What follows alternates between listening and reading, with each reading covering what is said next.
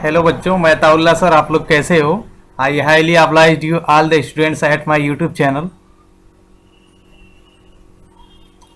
बच्चों, आज मैं आप लोगों के लिए प्रेजेंट टेंस का पहला पार्ट लेके आया हूं, जिसका नाम है प्रेजेंट इंडेफिनिट टेंस।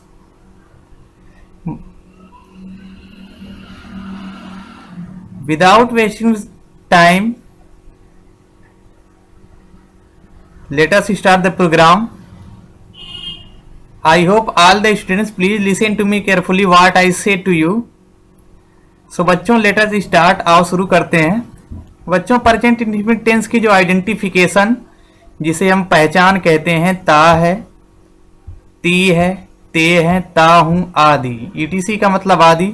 ये हिंदी वाक्यों के अंत में आते हैं।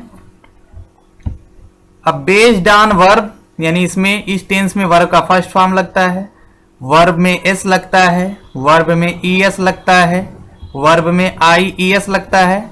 ये इंग्लिश आइडेंटिफिकेशन के लिए, यानी अंग्रेजी में पहचान के लिए। जैसे गो वर्ब का फर्स्ट फॉर्म है, टेल्स में एस लगा तो वर्ब में एस वाला सिस्टम हो गया। गो में ईएस लगा, गोज हो गया तो वर्ब में ईएस का सिस्टम हो गया। फ्लाइज में आईएस लगा तो ये फ्लाइज हो गया। अब इसमें क्या है बच्चों, कुछ नोटिस है। फर्स्ट देखिए, इसमें क्या है, फर्स्ट पर्सन आई वी के साथ हम वर्ब का फर्स्ट फॉर्म यूज करेंगे। दूसरा, सेकंड जो ऑप्शन है सेकंड पर्सन में मिलनी यू के साथ भी आप वर्ब का फर्स्ट फॉर्म यूज करेंगे। तीसरा यानी थर्ड पर्सन, इसमें एग्जांपल है ही, सी, इट, नेम, डॉक्टर, टीचर आदि के साथ वर्ब में एस, ईएस या फिर आईईएस लगाएंगे। फोर्थ है third person plural number, third person का प्लूरल नंबर जैसे टीचर्स, डॉक्टर, इट आदि के साथ वर्ब का फर्स्ट फॉर्म यूज करेंगे। अब बच्चों चलते हैं इसके अफर्मेटिव रूल के बारे में। तो इसका अफर्मेटिव जो रूल है, सब्जेक्ट प्लस वर्ब का फर्स्ट फॉर्म, जिसके साथ हम कभी एस, ईएस और आईईएस प्लस ऑब्जेक्ट, ये रूल है। इसका पहला एग्जांपल है, वह सब्जी खरीदने के लिए बाजार जाता है, तो he goes to market to buy vegetable. अब यहां पे देखेंगे बच्चों, ईएस लग गया तो आप इंग्लिश में समझ जाइए कि ये प्रेजेंट इंडेफिनिट टेंस है। और ही के साथ मैंने बताया कि ही के साथ आप लगा सकते हैं, क्रिया में चेंज कर सकते हैं। और अगर वाक्यों के अंत में ओ आए तो इसमें ईएस जोड़ दीजिए तो हो जाएगा गोज।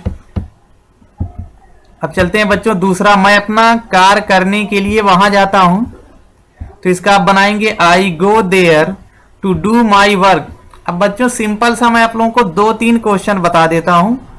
अगर आपको सब्जेक्ट जानना हो तो आप क्वेश्चन करिए कौन। अगर आपको वर्ब जानना हो तो आप करिए कौन सा काम। एक प्रश्न कर लीजिए। अगर आपको ऑब्जेक्ट जानना हो तो आप क्वेश्चन करिए क्या, किसे आदि।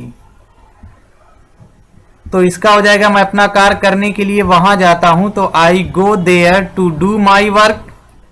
अब चलते हैं बच्चों प्रेजेंट इंडेफिनिट टेंस के निगेटिव रूल की तरफ।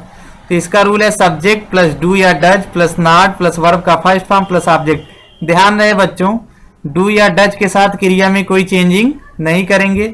नोटिस कर लीजिए, यहाँ पे अगर वर्ब में एस लगा है, ईएस लगा है या आईएस लगा है तो निगेटिव में आप उसके साथ डज लगाएंगे। तो इसका भी चलिए एग्जांपल स्टडी कर लेते हैं। तुम वहां नहीं जाते हो तो हो जाएगा you do not go there. अब नोट मिला लीजिए आप लोग, वर्ब में एस, ईएस, आईएस नहीं लगा है तो आप क्या लगाएंगे, डू लगाएंगे। अगर ये लगा होता तो आप डज लगाते। अब एक नोटिस है जो आप लोग के लिए बहुत महत्वपूर्ण है, अक्सर ये आता रहता है। अगर सेंटेंस में अपने, अपना, अपनी, अपने आने पर, अपना, अपनी, अपने आने पर अगर सब्जेक्ट आई है तो उसके साथ आप माई यूज करेंगे। यू है तो यू के साथ आप योर यूज करेंगे। सी है तो सी के साथ हर यूज करेंगे। दे है तो दे के साथ दियर यूज करेंगे। वी है तो वी के साथ आवर यूज करेंगे। ही है तो ही के साथ हिज यूज करेंगे।